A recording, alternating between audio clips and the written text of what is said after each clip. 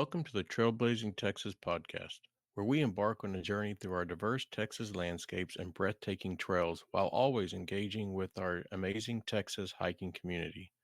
So settle in, tighten up those bootlaces, and get ready for the thrilling tales awaiting for you on this episode.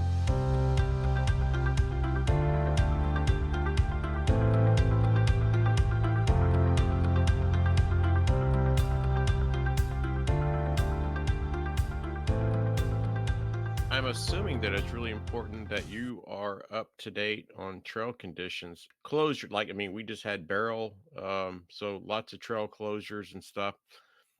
How do you keep up with all that kind of stuff? Yeah, and like you said, I've been quick to respond when people post about something they need, and that's because I am just checking periodically throughout the day on the trail thing because things change, Yeah. and I want to be able to answer questions with good information. My as a teacher, my students ask me lots of questions, and I hate it when people kind of slough things off and say, I don't know, let's move on to the next thing. It's like, no, I want you to know the answer to your question. I may not know the answer, but I'm gonna find out. I'm gonna tell you tomorrow. So, anyways, like I want to have the answers to people's questions, and so being up to date on the trail page, the Forest Service page is I check pretty often. And as far as trail conditions, like I get out there and I see it. I put my feet on that dirt, so I could tell you based on being out there too, firsthand experience, not just what's being posted on the internet. So when you have someone coming in from, I don't know, maybe out of town or a new hiker or backpacker that you're communicating with, are there any specific leave no trace principles that you emphasize or that are important to you? Yeah, and I think for people who hike, it's important to take other people hiking. To show them, not just because every trailhead has a sign and also a pile of trash next to it. Like it's not enough to just say things. You have to show people things and lead them, not just tell them to do stuff. But so I think that's important, and I think that's the maybe the like that kind of learning environment is the best. To be like, hey, I'll show you how to dig a cat hole. You can handle the rest of it, but I'll show you how to dig it, right? um, Yeah. and leave no trace. Probably specifically out here is and maybe it's just a pet peeve, but so people will cache water, they'll put their name on it and stuff, and then they won't go pick it up afterwards and be like, "Oh, it's trail magic." It's like, no, man, nobody first of all wants your backwash, and second of all, they're not packing that out either because it has your name on it. So, all right, like I said, maybe that's me having a pet peeve there, but leave no trace. If you're gonna cache something, pick it up. Or if Old Ravens is caching something for you, I will pick it up. I'm gonna Yeah. go back and do that. But so if you cache something water, it's not trail magic, it's litter if you don't go and pick it back up. And do you know what my biggest one is? No offense, like dog people, and I'm a dog person, but I cannot wrap my mind, like I'm stuttering talking about it right now. Cannot wrap my mind around the dog people that will take their dog and Fido takes a dump on the trail and they pick it up in the compostable bag and then they leave it at the Leave it. trailhead. Yes. What? I can't. There's no kind of like rationalization that's going to explain that to me. It literally would have been better if you just left the poop there and let it decompose. Not saying that that's what you should do either, but like to introduce the plastic to the environment and also still have the poop, like, it makes me so upset. I yell at, people that I will never know every time I see that. I yell first and then I just go, maybe they just set it down to tie their shoe and then forgot.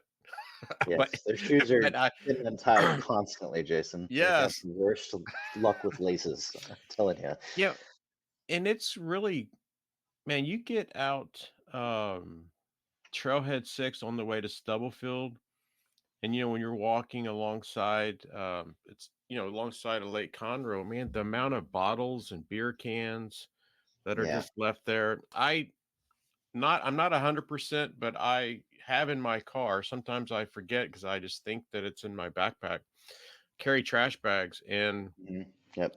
I even posted on the Lone Star Hiking Trail that I picked up one time so much trash that I was almost running out of room in my car. Wow. I had to drop my seats down because of, these gallon water things, that have been used and people just leave out there. Or, sometimes I'll see a cache and I'll just go check. Has the guy's name, has the number, has the dates. Well, it's 2 months past the date. So I call him. I'm like, hey man, I just found your cache. Are you gonna come get it? Do you still need it? Like, oh no, yeah, I forgot about it. So, I'm Yeah.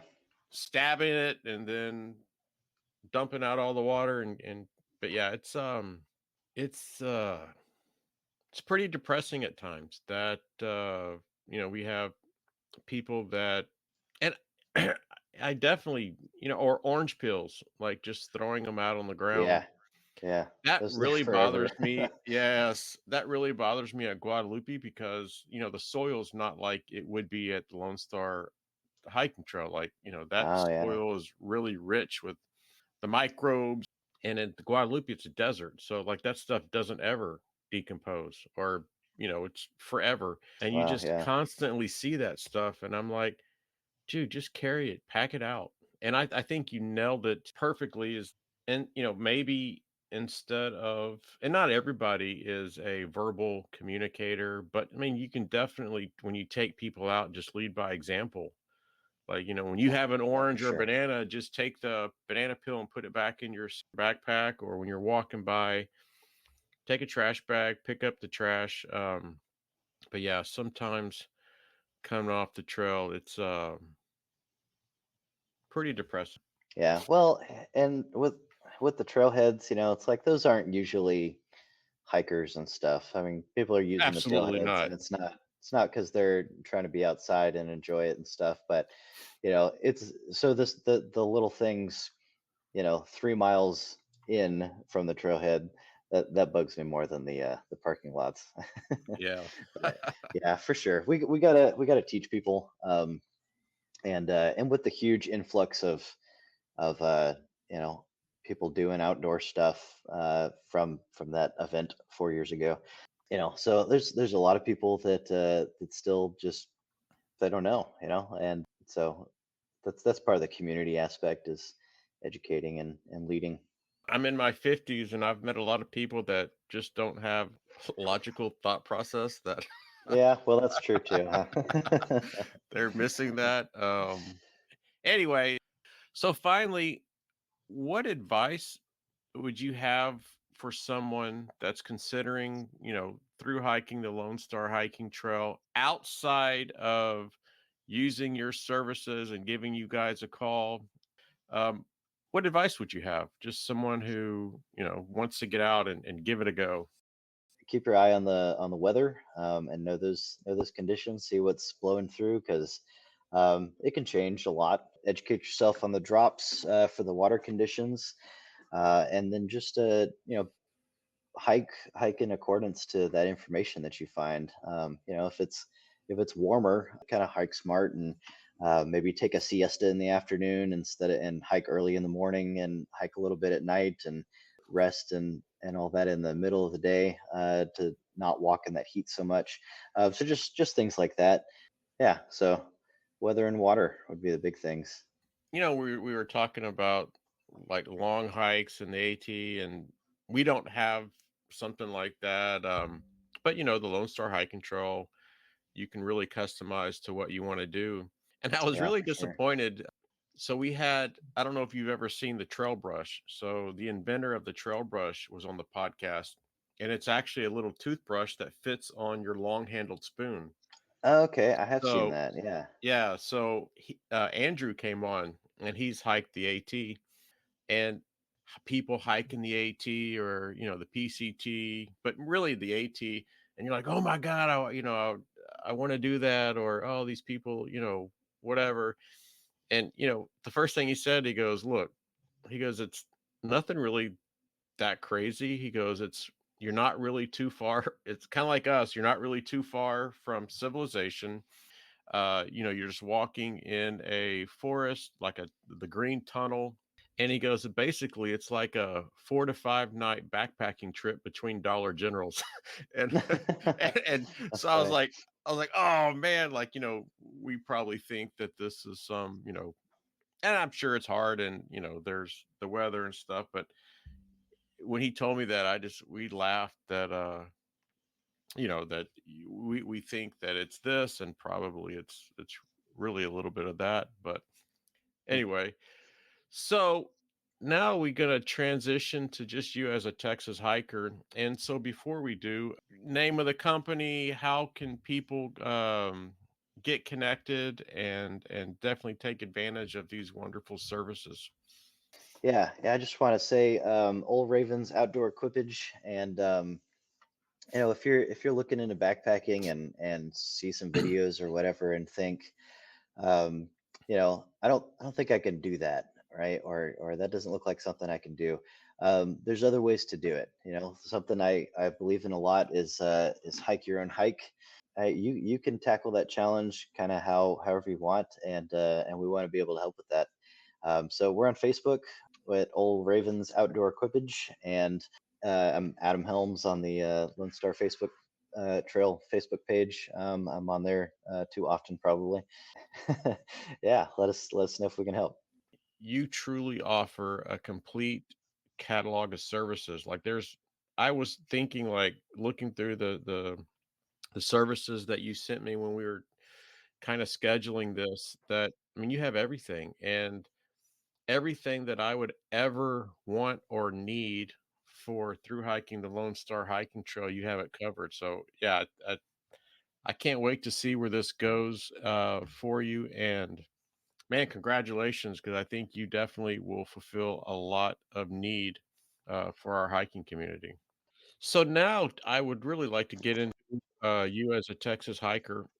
How long have you been hiking and backpacking?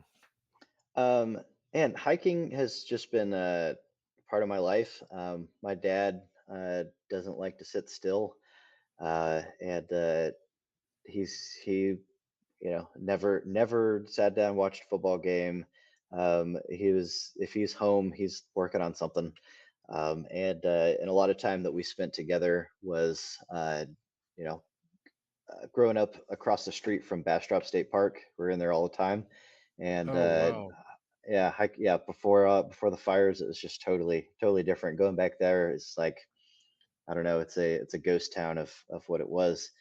Still beautiful in a lot of regards, but anyway, so we were in there all the time, and there's this picture that I've seen growing up of me and the little baby carrier zipped up inside my dad's jacket, and he's standing on a frozen pond up in Connecticut where I was born. And it's just, if I was spending time with dad, a lot of times it was on a trail. And I don't he wouldn't consider himself a hiker. He just doesn't like to sit still, and walking is walking. So as part of that. But as far as backpacking goes, I've camped a ton. Some of my greatest memories growing up was camping, and day hiked a bunch. And during COVID, sitting around, not in the classroom where I belonged and stuff, just thought, like, I like to day hike, but I wish I could see more stuff. Why don't I do those two things that I like at the same time, and also go camping? And then I learned that was called backpacking, and that opened an entire genre of YouTube videos that I hadn't binged yet. So yeah, just started learning on how to do those two things together, and decided I want to keep doing that. So would you say that, like, or maybe it's better, just what inspires you to get out and hike? Yeah, for me, it's a lot. It's a very significant part of my life for all kinds of health. There's physical health that it helps with, but like emotional and mental and spiritual health, it's just very important for me to have that time. And as a Christian, I look at the life of Christ and know that every single time he either finished something that was big or was about to do something that was big in his ministry, he went off into the wilderness on his own. And that just really resonates with me. that being on a trail where I have one singular focus, and that's to put one foot in front of another, does this like primal kind of reset where there's no like peripheral distractions or things weighing on you and stuff, where you just have to worry about walking some more, seeing something else that's cool. Just allows like a recentering of what's real priorities. And I know like every time I come home, I hike solo most of the time, and it's easy to get in that kind of space I was talking about on your own. Like I come home and I have ideas like, well, I know I can do this and be a better dad. Like I can love my wife, in a better way, and show that to her, because I kind of like worked through all those things that were weighing on me before because they're not there out on the trail. So um, Right. yeah, it's important for me in all those health reasons. Oh, nice. Wow, that was a wonderful answer. Thanks. So, if you kind of look back, what do you think has been your most significant hike or backpacking trip? And it's kind of hard to quantify that, but let's see. My buddy James and I were in college. We went to a Christian school north of Los Angeles. So we were in the San Bernardino Mountains several times, and like this first kind of big trip James and I were planning. It wasn't backpacking; it was just day hiking, but drove like I think it's Route 2 or Highway 2. It goes through the mountains, and that was beautiful. And then got down, and then there's this little trail that I guess was kind of popular. I was looking it up, and they had a fire there recently, but it's called the Bridge to Nowhere. I Hmm. think the bridge used to go somewhere, but then a bunch of landslides took the roads out. So it's just a bridge out, you know, in the middle of nothing. And we hiked there, and that was like the first time I can remember looking around and not just like saying wow, but like feeling wowed by everything that was around me. James isn't a big talker, and so maybe it was because even though I was with James, there was a lot of self-reflection, and experiencing some of those things that I mentioned a moment ago. And I look back at that, and so being in college and feeling wowed by everything that was around me and experiencing that recentering for the first time. So it wasn't a super long trail. I think total is like 10 miles or something. And we were being stupid. We were trying to like go other ways and things, Yeah. that I look back now and I'm like, wow, we totally like could have died. I mean, we didn't have anything to stay overnight, and it was really cold, and like that was so stupid. But like maybe that's why it's memorable too. I don't know. So, how do you think you've evolved over the years in your hiking and backpacking journey?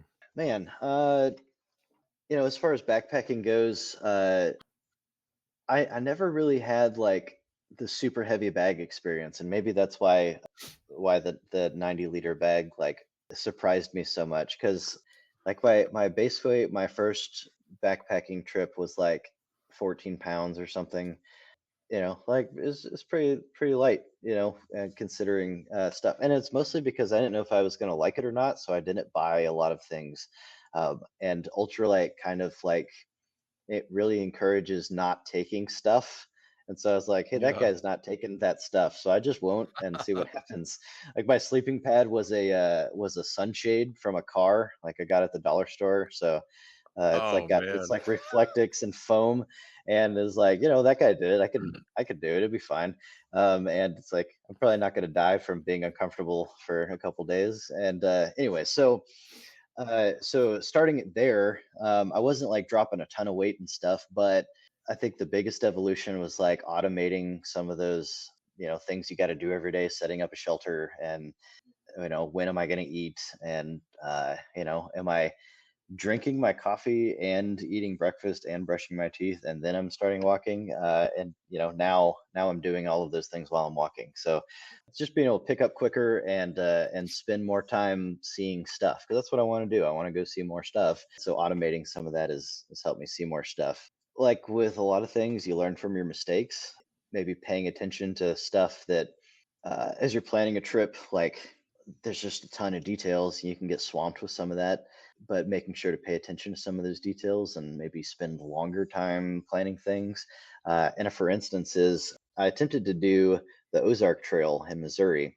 So I can tell you the southern section is very pretty, and that's all I got through. But just gorgeous. So many butterflies, beautiful rivers and stuff, and just love the Ozarks in general. But I mean, like I've been to shoot, what's this? What's those pyramids down there by on Galveston? Moody Something Gardens.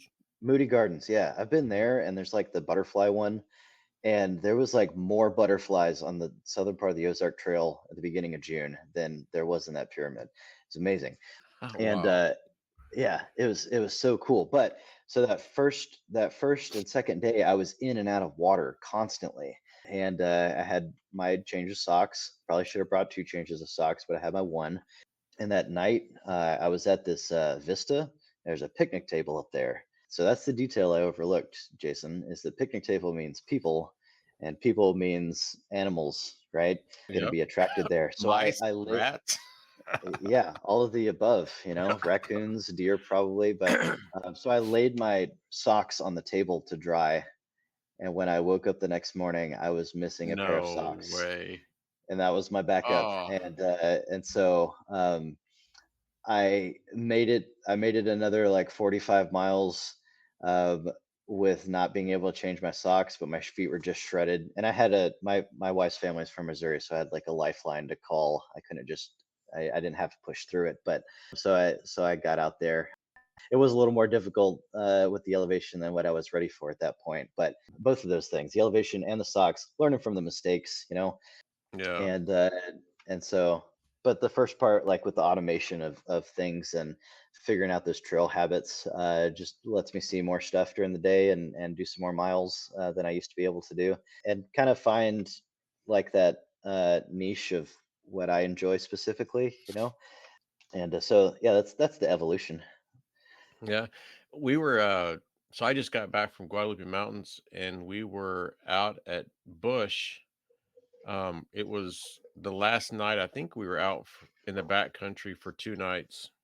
I've never cowboy camped. And so, we're there, we're out in the middle of nowhere. And I'm like, you know what? I don't feel like getting out. We had a big day, lots of miles. I don't feel like getting out anything. So I had my air mattress, puffy jacket as a pillow, and I had my quilt.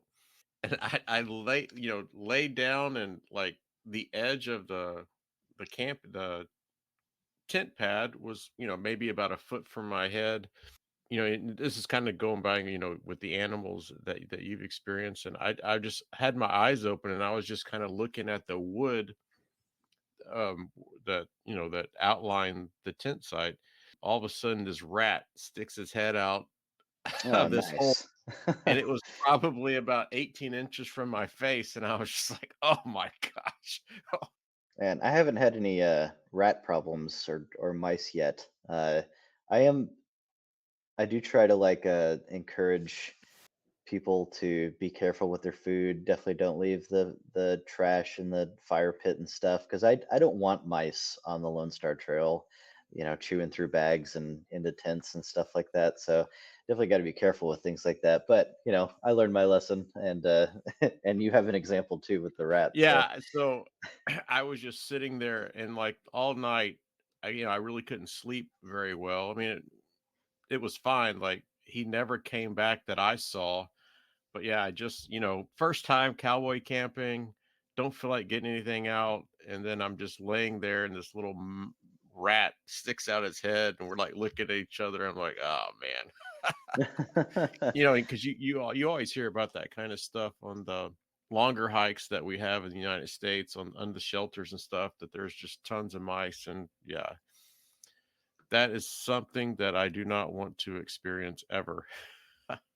yeah, Jason, today I bought my first tent for So for you're a school. cowboy camping expert? Yeah, yeah. Well, expert I will not claim, but going back to just not taking stuff, if it's a trip short enough and it's definitely not going to rain, then I've spent a couple nights under a tarp, but a lot of it has just been cowboy camping, and I enjoy that. No You no know, rats on me though, so it's just like something new for me. I truly enjoyed it. I mean, out in the quads, you're up at elevation. I mean, you see stars, you see the satellites going by. It was Cool. it was it's kinda like when you do something for the first time, it's weird. Like, it's just a weird feeling because it's not something that you're used to. I don't know that I'll be full-time, cowboy camping, but man, I enjoyed it, and when the weather permits, especially in the Guadalupe Mountains, I have a comfort there that I'm gonna definitely do it more often. The Lone Star Hiking Trail, man, I have a phobia of hogs, and Oh I yeah.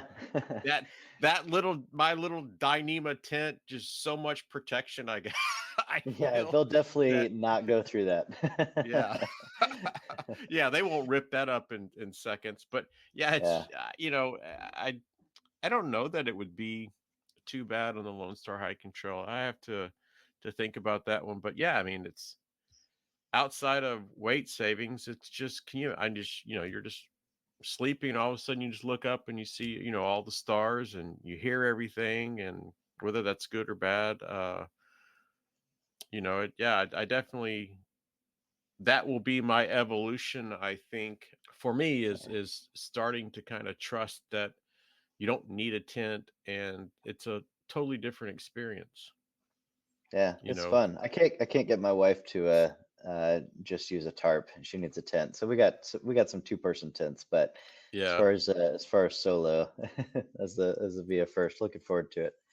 And also like when you're out at the Guadalupe Mountains, like I tell everybody, start hiking at 3 in the morning when you're gonna or 3:30 in the morning when you're going to gain elevation for a couple of reasons. Like, you know, by the time you get up, you're gonna have a spectacular sunrise. When you get Mm. at probably the needed elevation. And also like it's two different aspects of the same trail. So you go up at night, which is really cool and fun and hear different things and it's a totally different experience, the way the trail looks, everything you see, you feel. And then on the way down, it's you're in the daylight, it's another experience instead of doing the trail in the daylight where you see the same things. Yeah, so that was another thing that just going to the park a whole lot. Like we always start hikes, 3:30 in the morning at the latest, and it's really spectacular. I haven't been out there yet. What? Yeah, no. It's almost like hey, there it is. It's There it like is. it's like a almost 10-hour drive from here, and with the uh just schedule and stuff, it's like, hey, I could be in the Ozarks in 6 hours, or I could be, a couple more hours out there, but we'll have to go. Yeah, definitely. I drive out there just to hike on the weekend and come back.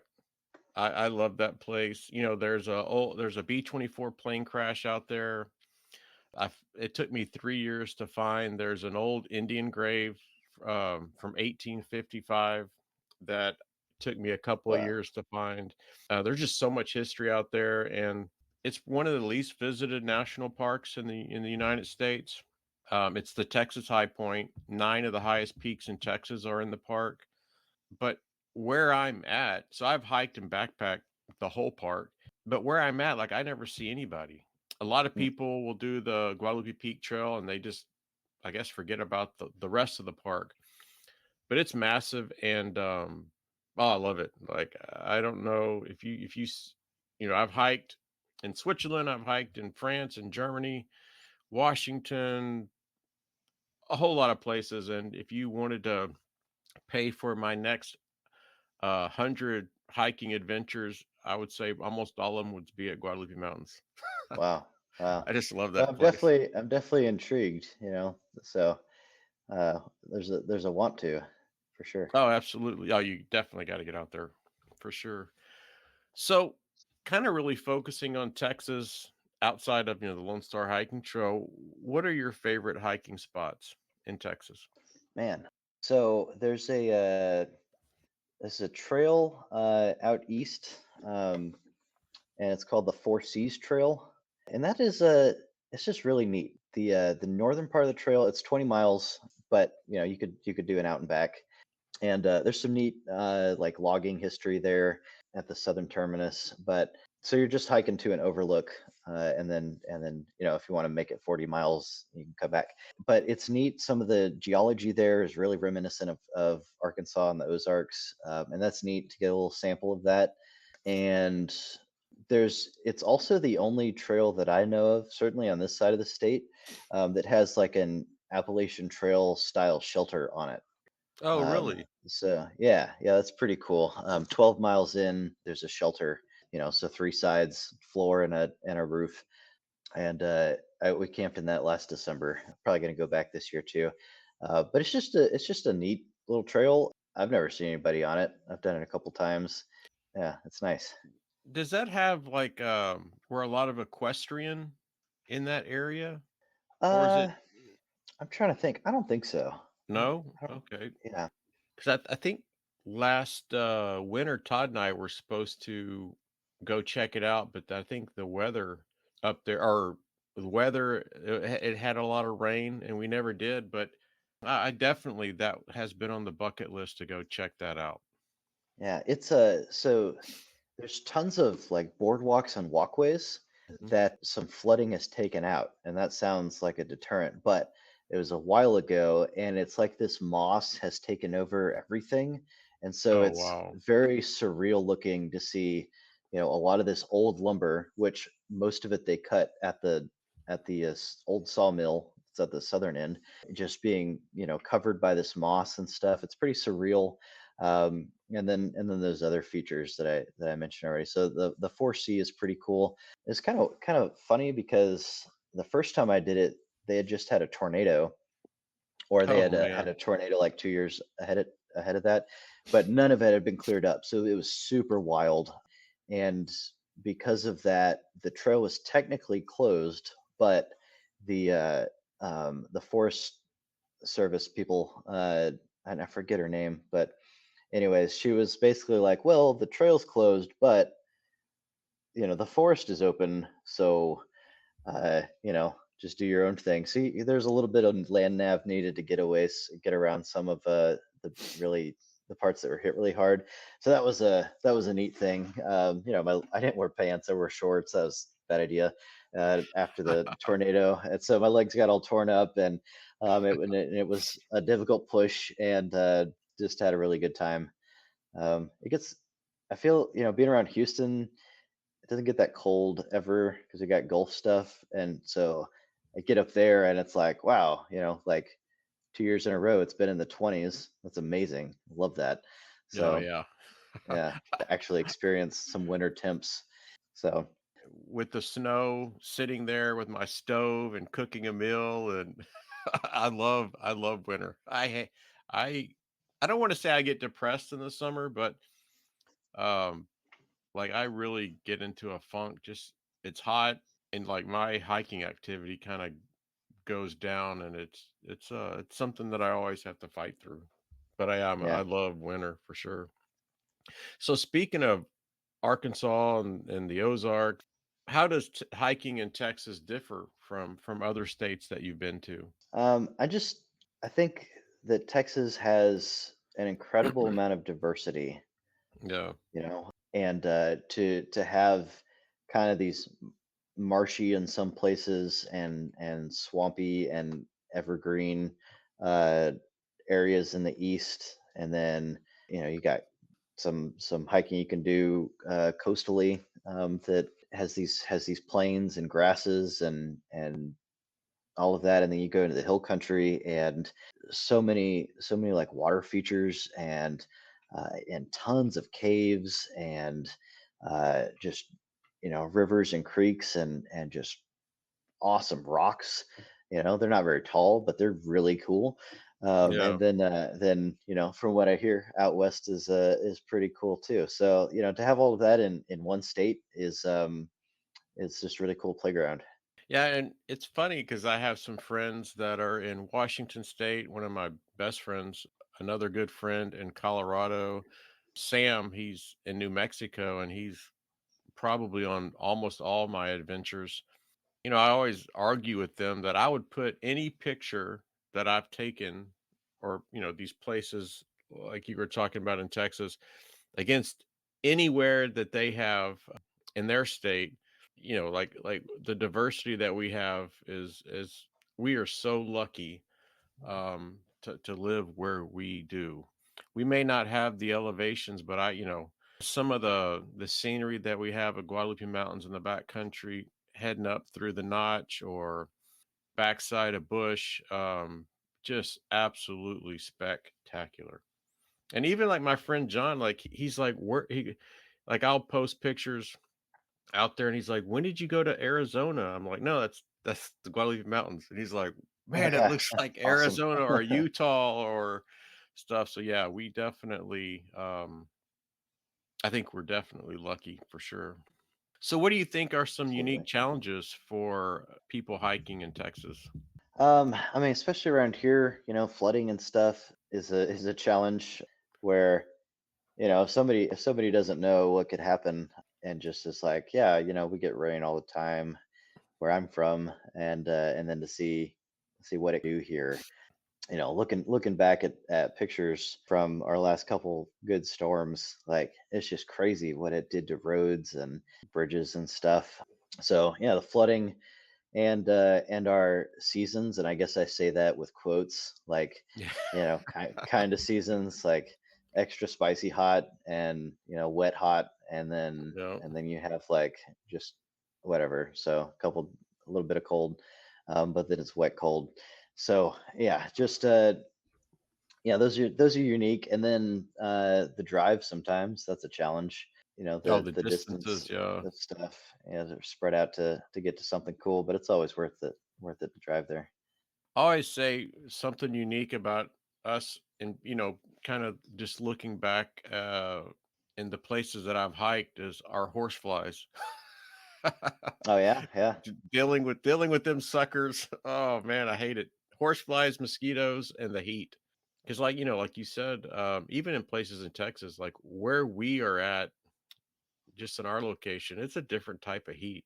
You have the humidity, and also like at Guadalupe Mountains, we start early in the morning, but by noon it's 27, 32, 33 degrees, but there's not a cloud in the sky, and that sun is just cooking you. Even as cold as it yeah, is, you're at elevation, and man, the sun is just it's strong, and it's you would think that you would be totally freezing and stuff, but no, that sun will cook you and burn you.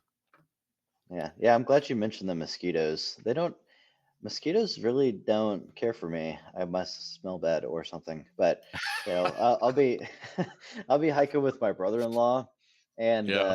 and I have like one mosquito that flew by me, and I saw it, and then my brother-in-law is like, I don't know, they're at the buffet on him, and Oh it's just man. like I hardly ever have to wear bug spray and stuff. But they just don't bother me. Really? Yeah, so I'm Oh glad you mentioned that, man. because it doesn't, like, that's a huge thing for a ton of people. I'm just weird. So And that's one of the main reasons why I don't hike, kind of like from about May to September on the Lone Star hiking trail, just because of the horse flies.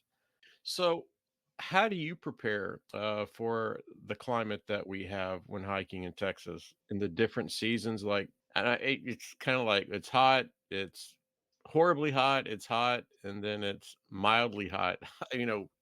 I think the last couple of years we've actually had a little bit of a winter, but so how does that yeah, impact with your hiking? yeah. I think the biggest thing, and this is probably true most places, is that you really need to nerd out on like clothing layers. We were talking about not bringing like extra clothes, but different clothing layers that do stuff like a wind shell, a rain jacket, and some insulation or some active insulation. Like you need to nerd out on that stuff, and then once you understand what those things do and the conditions to use them in, then when you're looking at a trip plan, you say, okay, I'll bring that one, that one, that one, I can leave those other ones. And so that's just really important, and understanding how that's going to affect things drying out. Like I've been convinced through experience that waterproof isn't. It's just I need to be able to dry fast, and I'm a sweaty fellow, so You know, trying to walk around in a rain jacket is like I'm just getting equally as wet or whatever. So if I can get away with a poncho, I prefer to do that. So layers is important, and then my little trail hack is rolling down all the windows in the car before I get to the trailhead.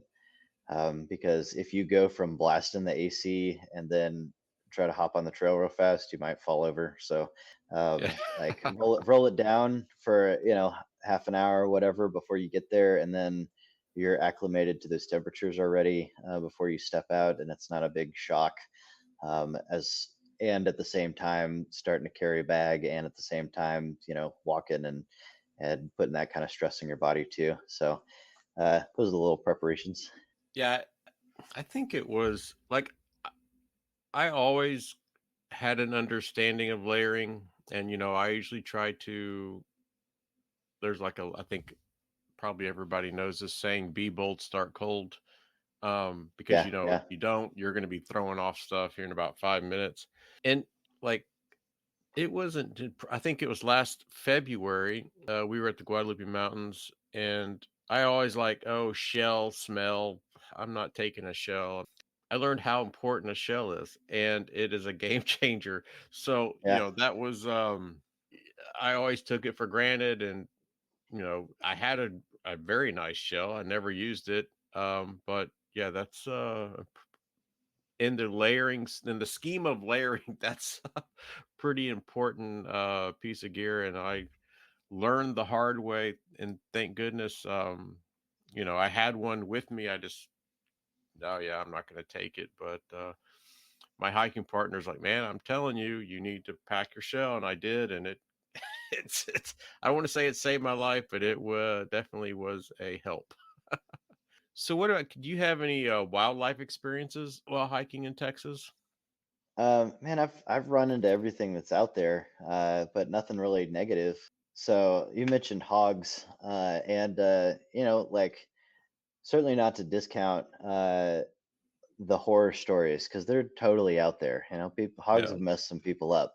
But like personally, hundreds and hundreds of hogs I've come up on, if not a couple thousand, where they're not interested in eating me, and I make some noise and they run off. They make a lot of noise when they're because they always got a ton of piglets with them.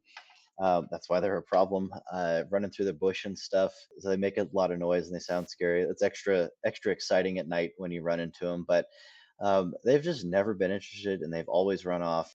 And yeah, I understand, like down in a like a creek bed or something, that could get a little dicey if they didn't feel like they could run away and they had to run through you. Yeah. But that's never been my experience. Only been good with the hogs so far. Um, Finally, this last trip that I went on the Lodestar Trail, I got to see a hognose snake. Oh, I've been wow. seeing everybody's pictures of the hognose, and I never got to see it. And finally, I got to see one. He was cool. It was like a lavender colored snake, and with the markings on there like squares and little squiggles and stuff. Super cool. Except for I couldn't see its head, and I wasn't totally sure it was a hognose. So I would have played with it and made it play dead um, if uh, if I knew for sure it was one. But at least I finally, like, okay, Where was that finally. at? It was in the four notch section. Yeah, and he was sunning in a creek bed, and so Wow. yeah, he was so cool. But yeah, every snake that we got, I've seen them out there. Coral snakes are actually like pretty frequently sighted out there, and they're not aggressive at all. And they're tiny, cute little guys, just spicy little noodles. Um, Yeah. I've stepped on some copperheads. That's no good. Do You you wear any kind of a gator? Not for snakes. No, just keep the little dust and pine cones out of my Yeah. shoes and stuff. Yeah, you just got to slow down when you're stepping over a blowdown or something. The last time it was because I was hiking too close to my buddy and like didn't have that. He stepped over it, it curled up, and then I stepped on it, and I could feel like, oh, ground feels weird, and it's like I had the entire copperhead curled up under my shoe, and I was like, okay, I need to go Oh, real man. fast, stepping off of this, and it was all good. He was grumpy, but not like grumpy enough to chase me. So Oh. so yeah, you got to watch for snakes out there. this hiking season, I'm batting 1,000 with snakes. Usually, I'm about 75% of snake sightings, but yeah, this hiking season, so I've been out there, I think 4 times, and, I've run into a snake every time. Mm. Yeah, well, they're pretty. I like looking at them. I just should Yeah. step on them less. I have a game that I play, and this is really stupid, and I can't believe I'm admitting to this, but Okay, every here time we I go. see Inside scoop, folks. yeah, every time I see a snake, I try to touch its tail. Oh yeah. The- So, like, if it's a coral, I'll just follow it, because if you stay back, they're just gonna do their thing, and, when they get into a log or, kinda going into something, I'll just Yeah, then they yeah. can't see me, so they don't know, maybe they can vibration or hear something, or when I feel that it's safe, I'll just, like, touch the tail, and then I run this way, and then it usually shoots off that way. Oh I man. Well, I've been playing that game too. I just didn't know it was the game. Doing it by accident. And it's Oh probably the man. stupidest thing that I would ever admit to, but yeah, that's a game that I play. Oh man. I'm really thankful that our tick pressure is pretty low over here, Oh, yeah. in comparison to some other places like the Ozarks, that hardly any ticks. Definitely not something to mess around with. Don't want to play the touch the tick tail game probably, No, but no, no. um, and yeah, you mentioned mosquitoes, and then I forget sometimes like people coming from out of town or whatever, like they don't have fire ants, and we do, and that can mess you up. Some people are allergic to them and stuff. My wife moved here from Missouri, and they don't have fire ants, and she's like, "Why does the ground hate me?" Like, Oh, first man, I'd step yeah. in a pile, and yeah, so you got Yeah, to and watch out for those. you put, like, a little morsel of food or drop a little morsel, man, they're all over the place. Hmm. Yeah, yeah. Don't set your pack down in a fluffy pile. Yeah, so, I've had 1 tick on the Lone Star Hiking Trail, and it's because there Was it was a a Lone lot of Star tick on the Lone Star Trail? it was, and, Yeah, we of had, course.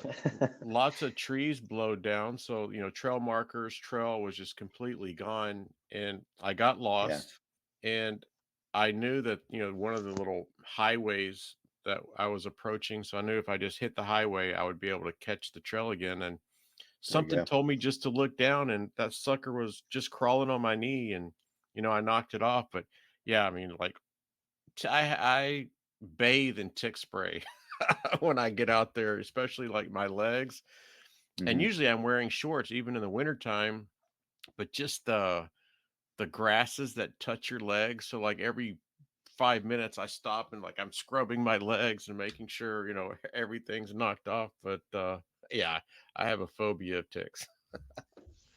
And the doing the Ozark Trail where my socks were taken. I knew tick pressure was going to be bad, but I had no idea like what they meant by bad because we don't have very many ticks here. So I thought bad ticks is going to be like I might have a couple on me every day. So I wore leggings and I like tucked everything into everything. I didn't wear a button up shirt like I used to like to do. I wore a sun hoodie, even though you're not in the sun. But just so that everything was covered and there was like no way for it to encroach. And I wore white leggings. And every single time I went through a valley, I'm not exaggerating that if there I like would flick 50 ticks off of my legs every single time I went through a Jeez. valley, and everything was just drenched in what is it permethrin? Yeah, Yeah, permethrin. permethrin, mhm. Um, and that stuff works. Like I'd sit down and eat, and there'd be like a tick crawling on my knee, and it like starts doing this, groovy jazz dance and dies, and that was just so surreal.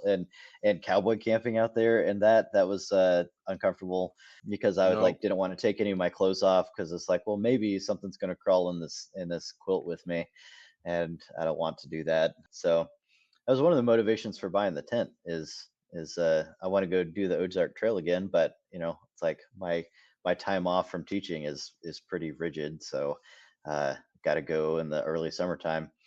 But yeah, that was So crazy, and very glad we don't have it here and like with that. their tick their tick pressure, is it like Lyme disease and all that stuff that there's a You know, possibility? I guess you hear a lot about Lyme more up in and like the Northeast, but I don't mess with that. You know, like my sister has had like battled chronic Lyme for like does more than a dozen years. And it could just really mess people up. And then there's those other stuff like not being able to eat beef and stuff anymore. I'm Mhm. not about that. Okay. I don't Yeah, I'm hey, gonna look goofy on the trail and spray extra stuff so I can keep eating the hamburger and all that, that's right, and, like, I make a really nice beef jerky, and that would suck if I couldn't eat my beef Ooh, jerky yeah. anymore. Yeah, that would. Oh, yeah. That's would. So, if you look at Texas state parks, what's your favorite state park? Um, yeah. So Colorado Bend State Park is awesome. I Yeah. love it so much. And it has some of that diversity we were talking about. The springs that are there are just, I don't know, they're breathtaking. It's like, how is something so clear, and so just pure coming out of the ground like that? Some of the like the rock structures there are just really cool. And then they got Gorman Falls, which is just so unique and nice. Bunch of good places to swim, and love hiking there. They have some backcountry sites. You got to Mhm. reserve them, but just love it there. I can't go there enough. And So what's spectacular about that place is it's only known really for Gorman Falls, yeah, right? Like, yeah. A lot of those that's other the trails you trail. don't even see people on. Right, and That and like the little pools. I forget what part. yes. Like I can picture it in my mind on the map, but I don't remember what it's called. People are swimming or they're looking at the falls, and the rest of them is just kind of Yeah, get the trail to yourself almost.